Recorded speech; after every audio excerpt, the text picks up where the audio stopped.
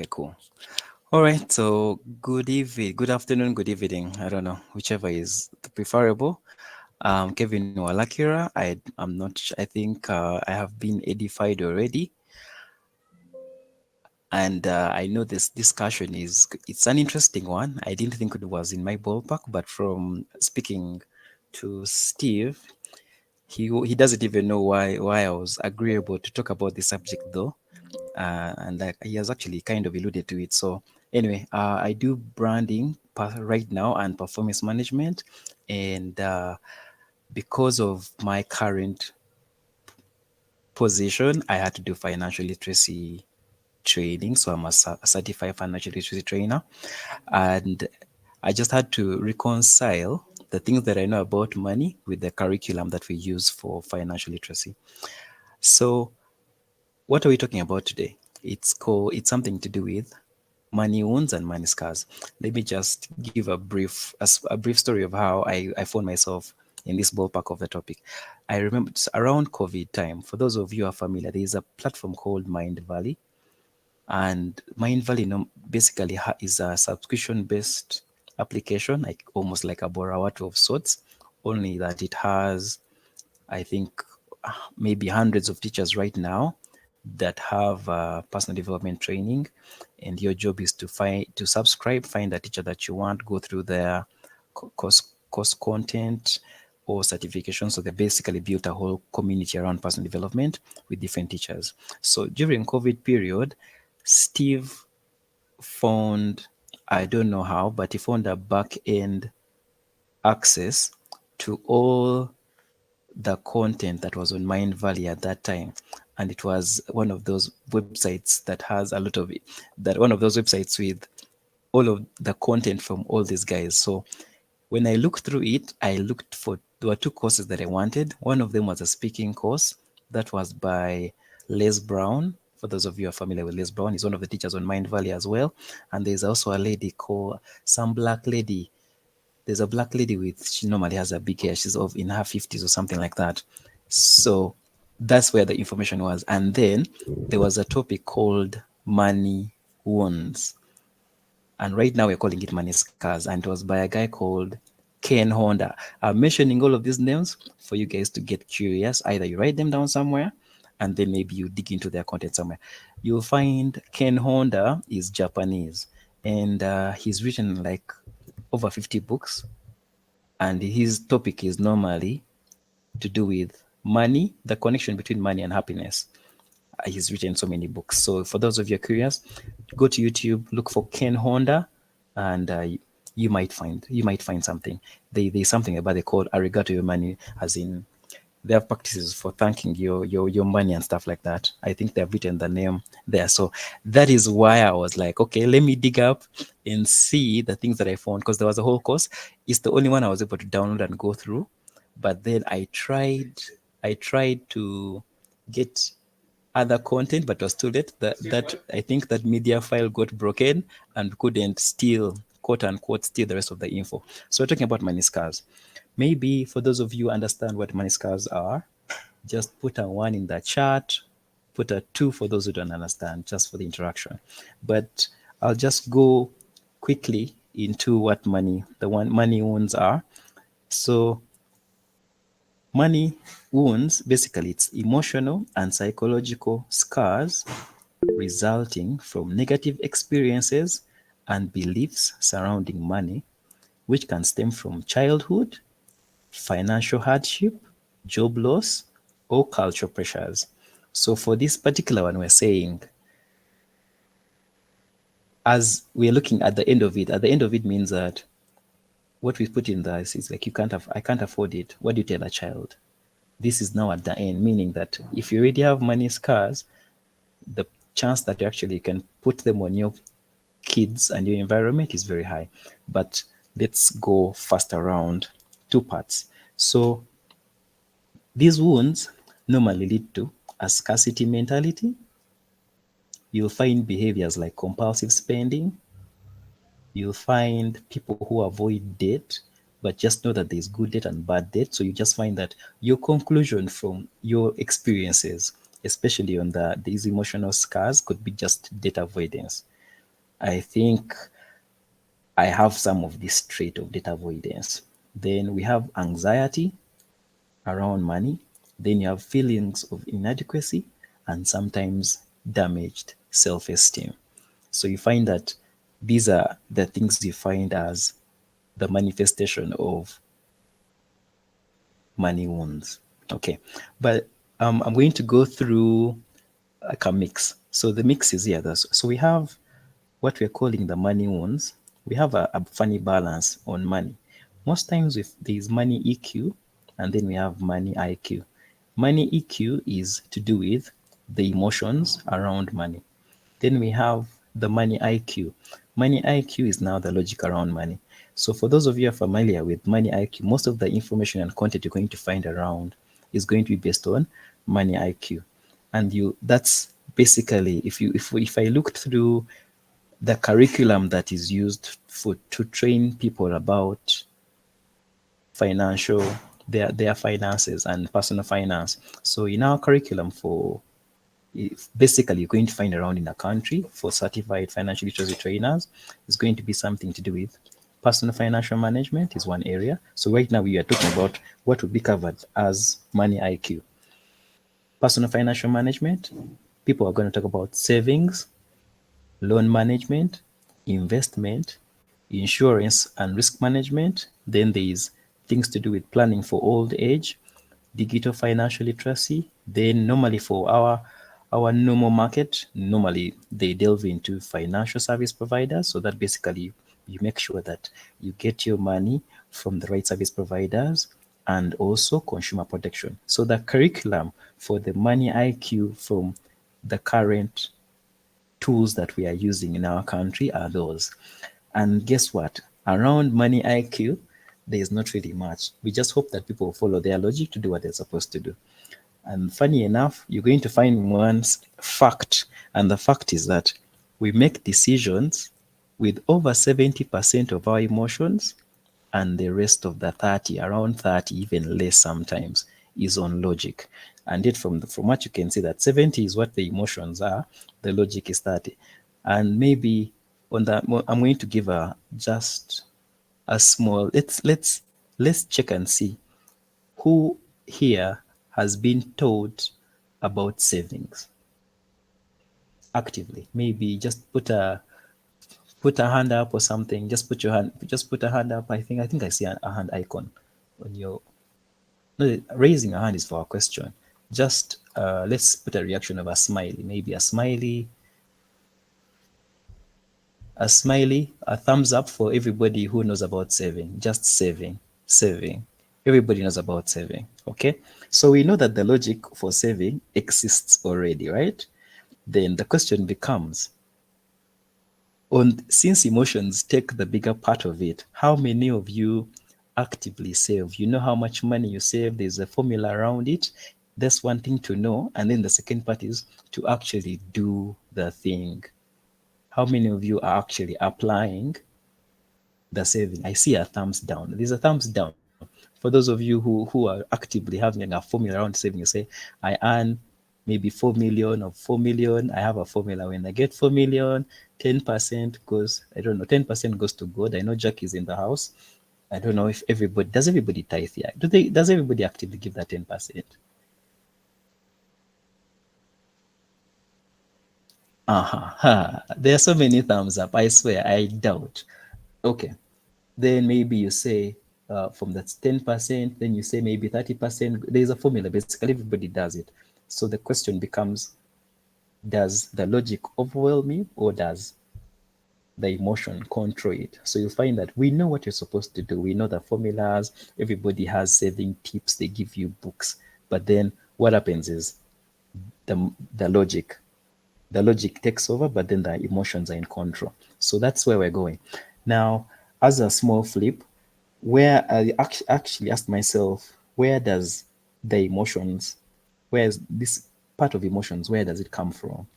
And I'm going to drop another name. One thing I've also seen in personal development spaces, there is nothing new under the sun. There's people who have done the work ahead of us. Our job is to either make sense of the things they've said And the resource that I did find when I was, I have very long conversations with Steve sometimes. They are a bit nerdy. So there is this one person, he's called the late Bob Proctor. So anything on conscious mind, subconscious mind, I think his content has been the best. He was teaching about these concepts in the 80s, in the 1980s. I know that. I don't think any of the students on the BORAWATU platform are from the 80s. I know your demographic is the millennials around there. But anyway, so look for Bob Proctor, and normally you find something on conscious mind, subconscious mind. So the idea is that you have a conscious mind and subconscious mind. And for you to have money, the money wounds, it's money wounds are basically psychological. It's psychological, but then you have how do these ideas actually come to you? So in the philosophy that Bob Proctor teaches, if you draw a circle and then you divided it into two, put conscious mind on top and subconscious mind below, then you just put a small, so basically, it's basically your mind. And then the body is like you connect a body to this mind. So what you'd find is that at the beginning, all of us receive ideas through the senses, the five senses. That is, through seeing, through hearing, through smelling, through tasting, and through touching. So we are talking about money wounds. So where does it come from? So as a child, since most of them come from when you are a child, your subconscious is open to new ideas, and you only get new ideas through what you see, what you hear, what you smell, what you taste, and what you touch.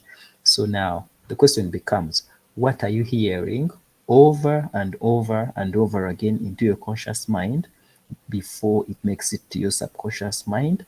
And then that becomes your behavior pattern in your body. So let's give an example. So most of the things are going to be where I don't think we may use, I think we can narrow this down to what we see, what we hear, what we and what we touch. Because I don't know about smelling and tasting in this conversation. I'm looking at the primary ways you get money ideas. It's going to be what we see, what we hear, what we touch. So now the question becomes, what did you see as a child as relates to money? What did you hear as a child as it relates to money? What did you touch as a child as it relates to money? Because if this idea we get, it's like there's a barrier between the conscious and subconscious mind, and then you have to hit an idea so much hard enough in the conscious that it makes it to the subconscious. That's the first thing you're actually going to see. So now the question becomes, what did your parents say about money? So you hear these things. I know most of us have seen, there's always a quote somebody says about money. Money, money is something. Can you guys just write down when you say money, what comes? How do you finish that sentence? Money is what? There's a pastor, some people say, I'm waiting to see any comments on money, that how you perceive money from funny statements. Any ideas? Money is the root of all evil. Some people say that. If you pump that idea strong enough, it enters your subconscious mind, and then when you see money, you see the devil. Or you'll say that if a person has a lot of money, your first inclination is to be like, what did they do to someone to get that money? Like you'll find that you attach the money to something because of a certain statement. So it's those statements that people use very frequently that form their perception of money. Then if your perception of money is in a certain way, how you react to the money in your real life is determined by that interpretation as well. So that's why I was asking you guys, what are those things that you think about money actively that show up and that's how it's going to show up in your life. If it's a negative, guess what? Your reaction to money is going to be negative. And then it's also going to be passed on to the people around you. Jackie says money is sweet. So at least you can see that one that's a good affiliation of money. You can rather say money is sweet than money is the devil. You get. So you have a negative association you're making to money. You're going to receiving money becomes a good thing, and then how you communicate it around you becomes also a good thing. So we've covered how you translate how money is an enabler. Yeah, it makes things happen. That's a good one. That's a good one. Okay, so we have already covered how we perceive money from our conscious mind to our subconscious mind, from our conscious mind to subconscious, and that is how we react in real time. And this is the source of money wounds. So the money wounds come from the negative associations that we make towards money. And it's going to show up somewhere. You'll find there are people who, now I was talking to Steve and I was like, it's when I get money, I get itchy. I don't know if there's a body, some person who has a body reaction to money.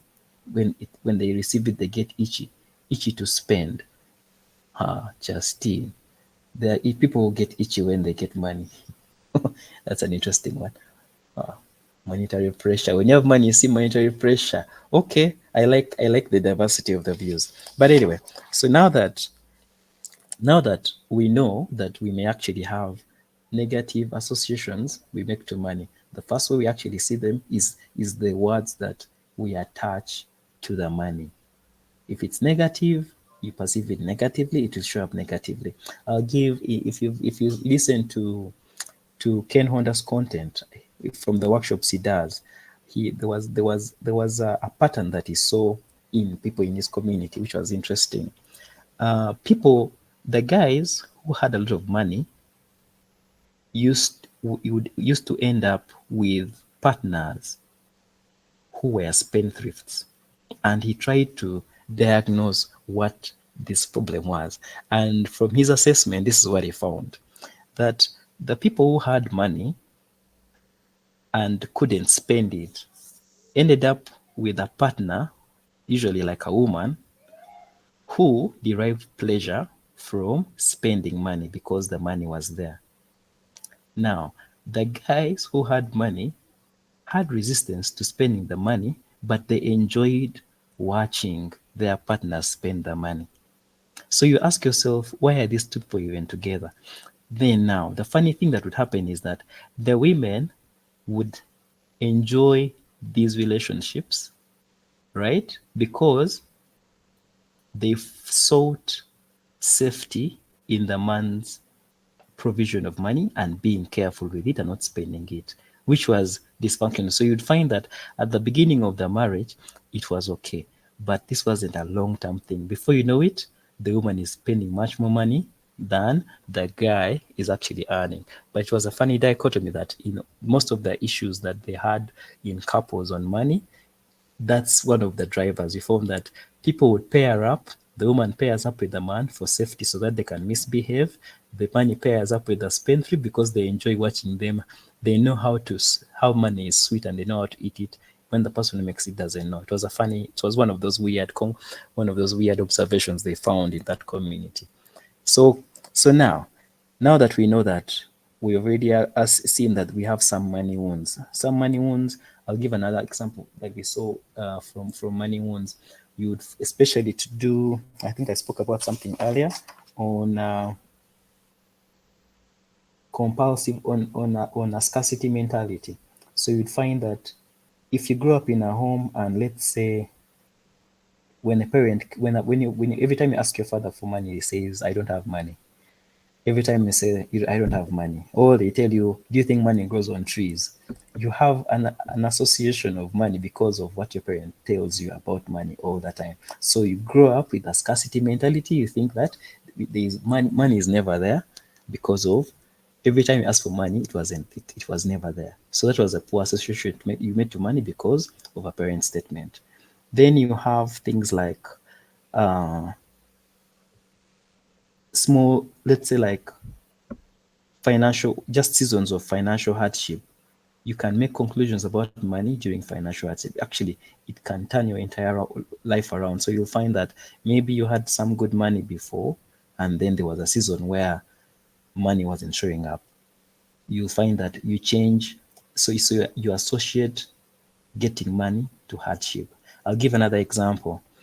If you had a parent who was an alcoholic and it happened every time they received salary. I've seen those cases where, let's say, like when those people get itchy with money. If you're a parent and you receive money, and then the bar is where the money goes, meaning the season when you get money, you always drunk, and you're just a bad parent. What do the kids see? All they see is when people receive money, they become a nuisance. So then they make a conclusion of a frame through which they see the world because of what they see money doing to people. That's what you're talking about. What you're seeing in the conscious mind as a child is you see, you hear, you touch. Tasting and smelling, we've said. I don't know about smelling of money triggering something in people unless you work where I work, where we count money all the time. But that's a whole different conversation. I hope we've made some sense. Are we on grid so far? For those of you, are we on grid so far with the trajectory of this conversation? BORAWATU says yes. Pusinje. Okay, cool. We're on grid. We're on grid. Okay. I hope this is all making sense anyway. I don't want to be alone in this. I had to whip up something and it's actually coming through. So now the question is, we just don't identify that there's a problem, right? Let's try and solve this problem. Now, how do we heal money wounds? The first part is to identify the root cause. So you can check the root cause by pinpointing specific experiences that could have created a belief about money. And especially normal, that's why I kept on saying that we have the conscious and subconscious thing, then there is what happens to us in real life. If like I've given an example of maybe a parent who would misbehave when they receive money, it's an association we've made. So the thing is pinpointing the specific experiences that create your current frame of how you see money and whether that frame is enabling you or it's taking away from you in the current. Specifically, we are saying what is the specific experience that you know. It could have been maybe I'm going to look for a random one, an experience that you can actually attach. Uh-huh. If you, let's say, like in a home, and every time the money conversation came up, the house is on fire. The parents are quarreling. So you'll find that the association you make to money is if money comes around, people start quarreling. These are things of identifying the specific experience that is creating your frame around how you see money right now. Then the next one, we're looking at how do we heal the money wounds, because we just don't say it is there. We know it's there, we've described it, but let's find a solution around it. Then another one is to address the beliefs and attitudes you have towards money. And then it's basically asking yourself why you believe certain things. Because right now we're adults, it's very easy that there is always this concept. I think I've spoken about it on one of my Instagram lives.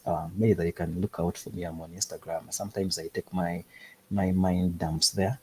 Basically, the concept is the things we do are based on a philosophy down. So whether or not you think you have no philosophy, the actions you take in the real world are basically relying on some life philosophy that you have.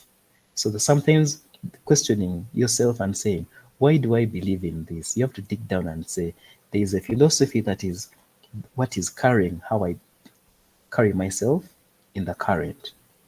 That is how most of the things work. So the question here we're saying is address your beliefs and attitudes by asking yourself why you believe certain things. I'll give an example of a, let's say, like a belief. There's a person who believes who goes ahead and believes that never take money as a loan. Maybe that's a belief, never take a loan. So the question becomes, why do you believe that you shouldn't take a loan? You're going to find that it's maybe an event. And for a person who does business, they wouldn't understand, like, how can you say that loans are not good? I have friends who do business, their loans are up there and they say this is the best path towards wealth. Take a loan. So they keep on pushing us, take a loan. Then you find a person like me maybe who has some adverse reaction to taking a loan. And then I'm supposed to come in the question, I'm like, I don't take loans. But the question becomes, ask yourself why you believe certain things, especially if it's not something that is enabling you in the real world. Then another way to heal money wounds is to seek support. Normally, we have an industry of professionals for what do they call them? Therapists. There's people who are actually good at helping you decipher some events that happen in your life that you can make a good current meaning to. Then another way to heal money wounds is to adopt healthy practices like budgeting and saving. Sometimes it's easy for you to refuse to lean into your emotions and just do the right thing in the logical brain and say, okay, I know I have emotions around money, but I put a formula. When I receive money, 10% goes to God, 30% goes to my living expenses, 20% to my savings. As in, just you just have a formula and it just works. You don't put emotions, and that's how you find a person just puts, let's say, like a standing order on their account and say when money comes in on maybe on the 24th, on 25th, I've already automated where the money goes. Then the only money that remains on the account is the one I actually can use. And then that's how a person lives their life, where they have thrown out the emotion and just chosen to create a formula around their behavior, just as like an overhaul, but basically like a forceful thing. That's one of the ways. And then the last one I was going to put was practicing self compassion. Basically, be patient with yourself.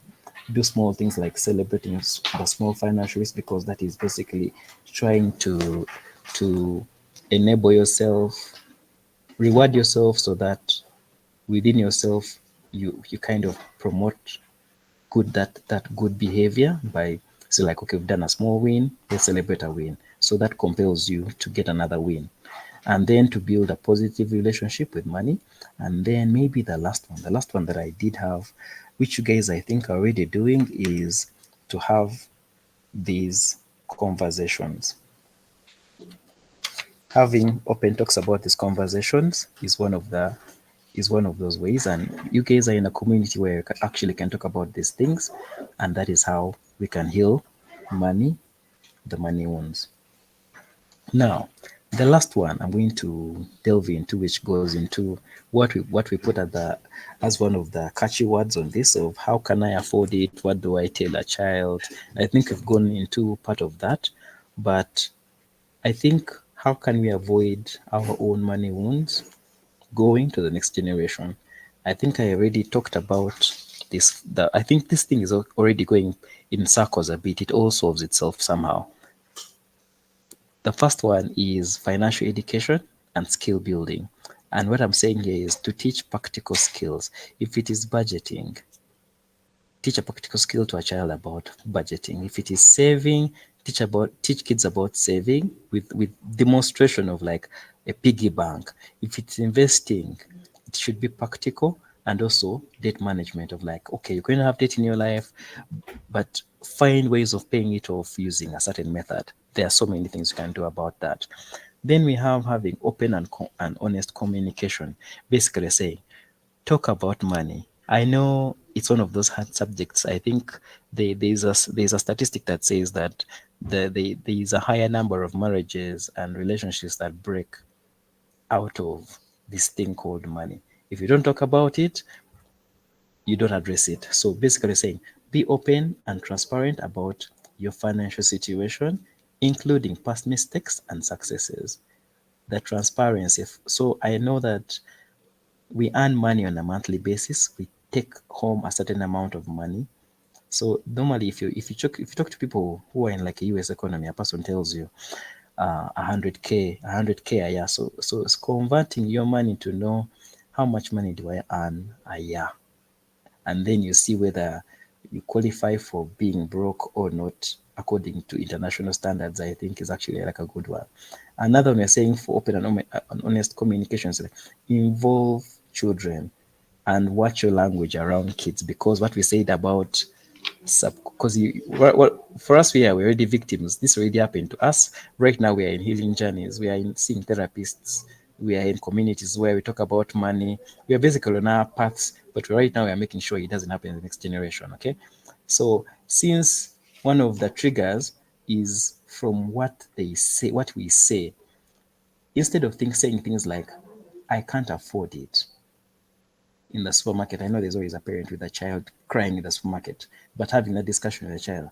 Well, I know some of the parents, when you have a child who normally cries when they enter supermarkets, you keep them in the car. You just tell them, If you come with me and you cry in the supermarket, I'll never come with you. Never go with me to the supermarket. I know we make those kinds of warnings to kids, but instead of saying things like we can't afford that, use it. Use if the truth is that you can't afford, just use it as a teaching moment and say maybe we are saving or prioritizing the money for another goal, which makes more sense. I'm thinking that is one of the approaches you can make.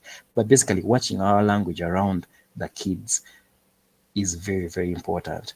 And then you can actually also involve them in age appropriate budgeting decisions.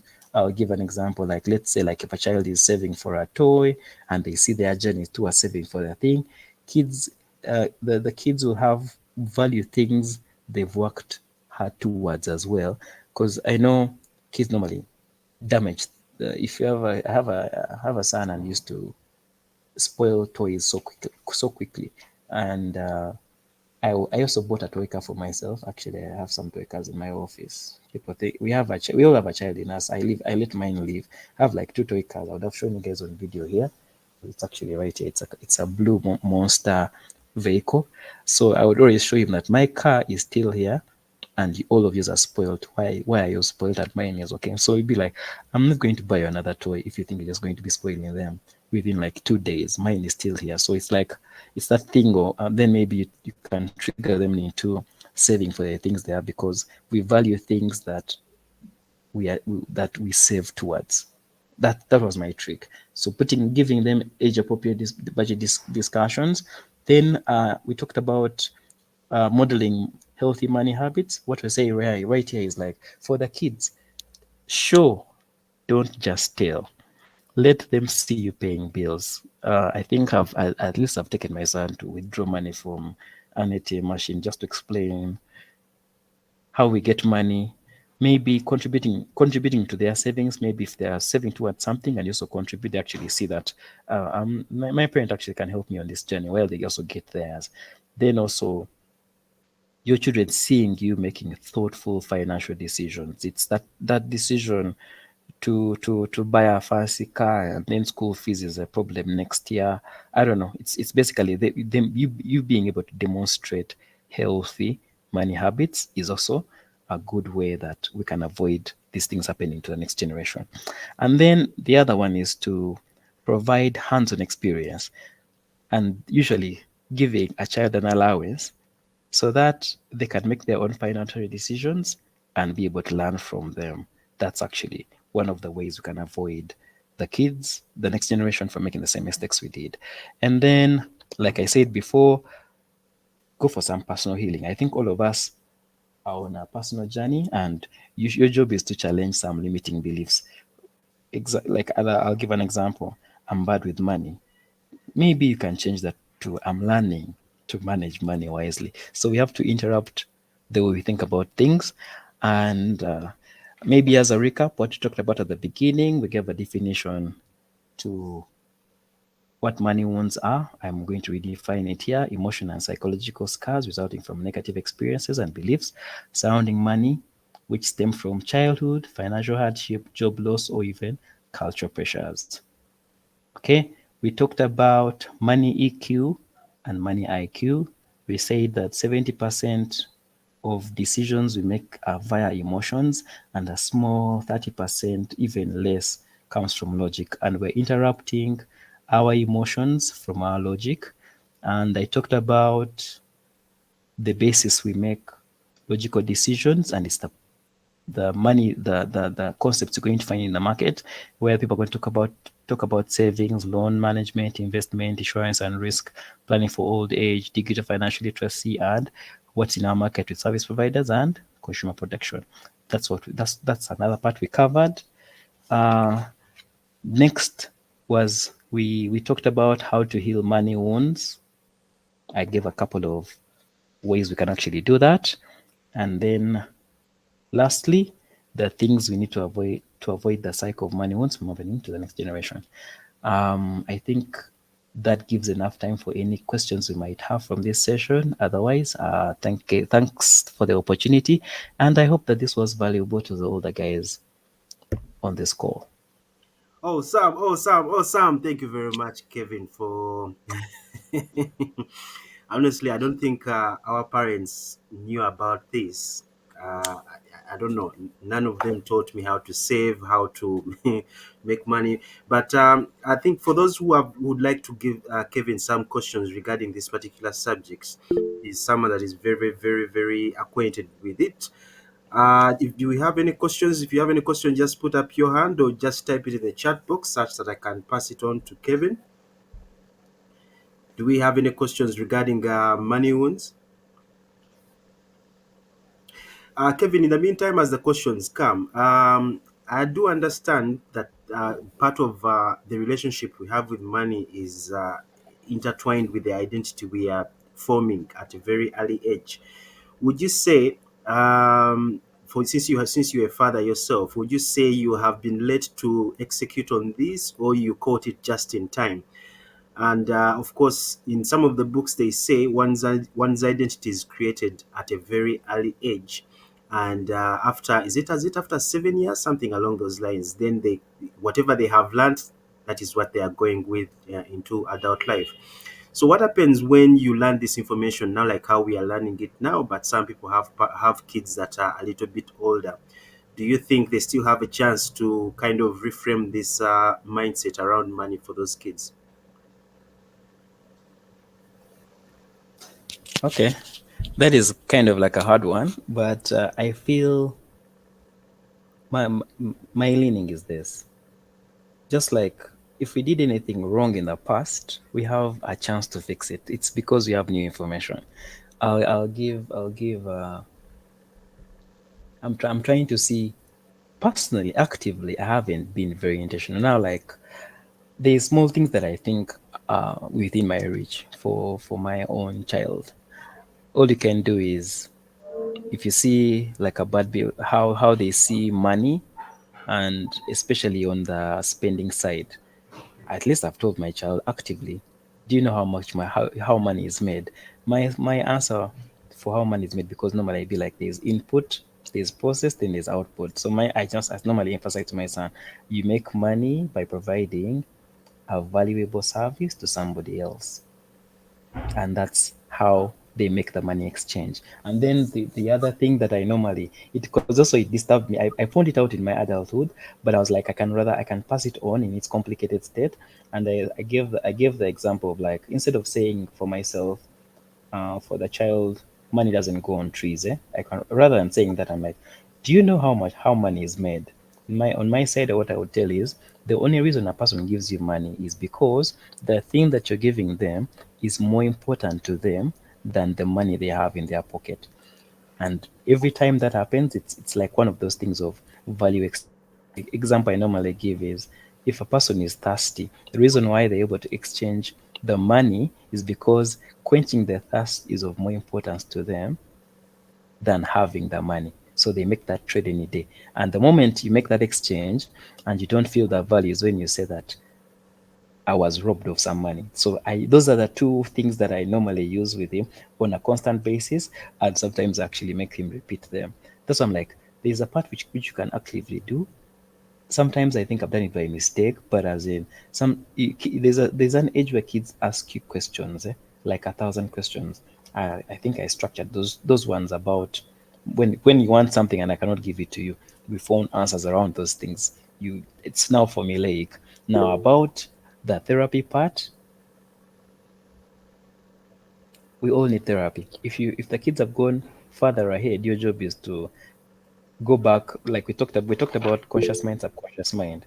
Now we're going to be trying to do what we said before, and it's through repetition, subconscious. There's always it's about the repetition that you can undo something that happened in the past. That's my submission. All right, thank you very much, Kevin. Brilliant. Before your question comes in, Kevin, I just have a follow-up question on that. For us who are already the adults in this case, how does healing manual wounds look like? You talked about therapy. Is there something? What's the equivalent of, say, money therapy, for lack of a better word, like healing all the things that we have learned or not learned about money, but we're already adults and we're trying to learn these new things. on top of the old ones that we have learned? What does money therapy, for lack of a better word, look like? I think I talked about that in a way already, but we can actually go into a bit. So, what does healing look like? It is the way you see the world right now is through a certain frame. So that, like we said before, is it's to identify how we see money right now, and then you flip it so that you have a different way you look at the thing. So it's like there's always a frame through which we see the world. If you're not getting the results you want in life from the way you're seeing the world, your job is to find a different way of looking at the same thing. Just like we said, if we said money is evil, if you flip it and give it an enabling, something enabling, you give it power. Basically, you give power. It's giving power to the words. I know there are some Bible people here, and I'm saying Bible-ish things in my un Bible-ish way, but it's basically you give power to the words that you say in a positive, even if you give basically different meaning to the things that you had which are negative. I think I talked about it. Let me see. I think, I just have a script that actually I wrote a couple of things down. So I'm trying to see. I say pointing specific experiences because that's where the source is. Then the beliefs part is what I'm saying as a reframe. So if you start to see a reframe, and is when you see that the healing has actually happened. I know there are so many ways, there are so many things that you have to attack, but you attack one by one. So the moment you see the reframe happening, I feel like the money scar is kind of almost cured. Then the next part becomes, if you're in a situation, because you can only confirm how you think when you're in a situation where it requires for you to apply it. So if you find yourself in a situation where you'd have had the disenabling thought, but now, right now, what is conscious that happens to you all the time is to have the enabling thought. Is for, when a person says, we don't have money, and for you look at this is an opportunity for us to figure it out. You get, then like we are on this healing journey. Have you find those positive people who see positive is everything? That's evidence of healing. That's my comment on that. Awesome. Thank you, Kevin. Thank you, Kevin. Guys, if you have any other question, just put up your hand. I see some guys already on the call: Jackie, Hilary, Justin, Oscar, Lynette, Spencer, Stefan, Solomon. If you have questions for Kevin, now would be the time, since we are 10 minutes to the close of this session. Any questions? Any takers?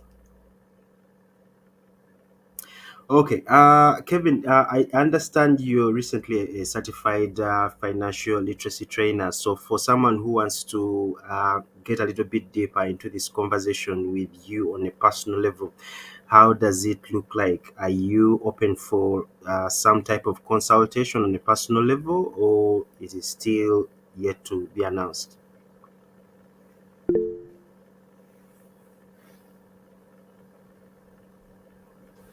Yeah, the education was gotten. Yes, the next part is to share these ideas in the market, and guess what? This is one of the platforms where I can do it. So I feel like I'm already doing it, apart from when I go and rant out my bread on Instagram. But I feel like I'm already doing it. Brian Awesome, Walu. awesome, Yeah. awesome. Spencer, just ask your question. I wanted good evening to all. Good evening. Good Good evening. evening, team. Yeah, thank you so much for the session.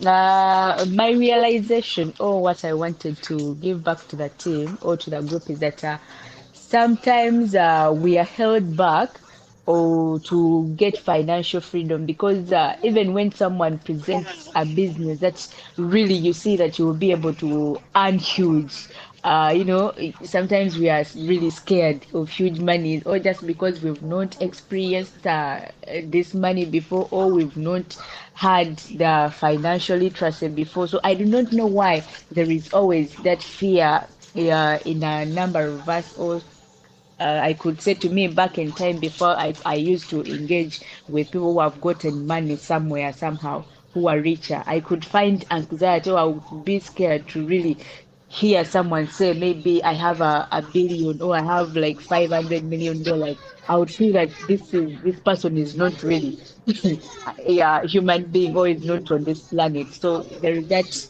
anxiety that comes with uh, money or fear that really comes with money. I don't know, or it comes because we don't have financial literacy or because we've not experienced the money. So something like that. Thank you so much. Kevin, what do you have to say on that? Okay. Uh, the only thing I can really say is, if that's what happens to a person when you hear people talking about big money, and it puts you in a different dimension, the question becomes, it's something that you have made a poor association to money. That's the first part. Then the next part becomes, which event in your life made you conclude this association? And then, like we said, the job becomes how to, the remedy becomes how to now see, to frame it up in a different way. For example, I'm giving a small example of, like, okay, if a person has a lot of money, the first question becomes, there's a this is how I flipped it for myself. Especially when people talk about big money, I flip it instead. um this is my flip. If a person has a lot of money, I said already that before, I just know that the premise of a person having money is based on how much value they've been able to create in the world, and that is why people are willing to exchange the money they have in their pocket for the thing that that person has, because the basis of the exchange is, at that point in time, the money is of less consequence or significance to them than the thing that the other person has. And guess what? When very many people make that exchange, that is why a person is rich. I'll give the funniest example I'm going to give is, we are in Kampala. I think over the last, you don't be surprised if you find me out in the night somewhere. I also hang out. I have the DNA of a person in Kampala. I think there have been like weekends where there are like 5 events, night activities in a weekend. And when you check on Monday, they tell you that all these events were fully packed up. So the question becomes, there's an artist out there who has a show. Mhm. Then they have some music. They've created all these songs that they have laid up and said that we're going to put these songs. This is the show. It's going to be maybe Cindy concert. They have a stack of songs they're going to perform. Now, the person who pays entry ticket is paying over, I don't know, 50K, one or whatever amount of money. Now, for them, when they go, the expectation is like, I have 50K. I am willing to pay 50K to go for this show because I know that I have a fulfillment that I want for, I don't know if it's to escape from our problems. We have maybe a problem as Kampala guests because our nightlife activity is on a different level. You cannot actually match people's earnings to our nightlife. But guess what? People make that money exchange every weekend, every day, because in Kampala, people don't sleep. But that exchange is made this weekend continuously throughout the year. I know people here have been hanging out as well. So I'm not if you're from Kampala, I'm not speaking gibberish. You're one of those people where you paid entrance fee to something and you for some reason you derived some value from it, and you're able to do it the next weekend and next weekend. So it's basically that, s- making meaning to why another person has money. And that's why you find the artist has money. Guess what? The events company that put the whole thing together have money. You, on the other side, you're just a consumer of a service. Another example, a school. A person with a school with 700 students. There is a reason why we are making as an exchange of money in the current as parents for the kids for school fees, because, and then when you compile and say you've put a timeline of how much money you've paid in school fees for the timeline of a child, it's a lot of money. You'd have done so much with it, but if you feel like you're trying to prepare a child for the future, and you right now we are looking at education as the path. So because maybe it has worked for us and we're sure that that is a possible avenue for a child to maybe secure their future, quote unquote, a parent is willing to make that trade every term for the kids' education. Because at that point in time, the money is of less consequence to them than making that sacrifice for the child to make sure that they go to school. Now, guess what? The person who has the school and has 700 kids in the school has provided a service where people make that exchange, and that is why the school owner is a rich person. I hope I've actually kind of demystified that. That's my best explanation that I actually can come up with. All right, thank you very much, Kevin. Guys, 3 minutes to 8 p.m. So in case you have any other questions for Kevin, now will be the time. Otherwise, we are coming to the close of this session. In case you have any particular question, Kevin is a certified financial literacy trainer. So if you have any particular question regarding money, we shall definitely provide his connection to you. But otherwise, if we don't have any question, I would like to thank everyone that has joined us today. We have a bunch of these conversations every Thursday. They are free of charge. If you're not part of our community spaces, you can join our BORAWATU community. We have a book club, we have a run club, and so many other things that are coming along. And of course, we engage in these types of conversations time and again. Otherwise, Kevin, thank you very much for gracing us with your presence this evening. This has been very valuable, and I hope everyone that has attended today, you shall go with intention and execute everything that we have learned here. Otherwise, I would like to wish you a wonderful evening, and I hope we meet in the community spaces. For now, good night.